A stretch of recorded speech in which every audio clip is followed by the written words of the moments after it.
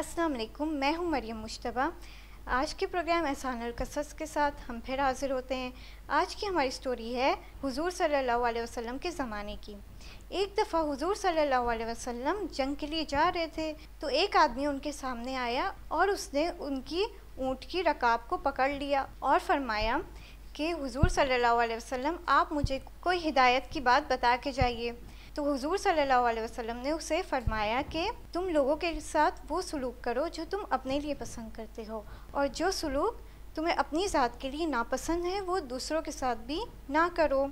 इस हिदायत वाली बात से हमें ये मालूम होता है कि हमें जो अपने लिए पसंद हो वही दूसरे के लिए पसंद होना चाहिए, और जो सलूक हमें अपने लिए पसंद हो वो सलूक भी दूसरों के लिए पसंद होना चाहिए। तो आज की स्टोरी हमारी यहीं ख़त्म होती है। अगली स्टोरी के साथ हम फिर हाज़िर होंगे। तब तक के लिए खुदा हाफ़िज़।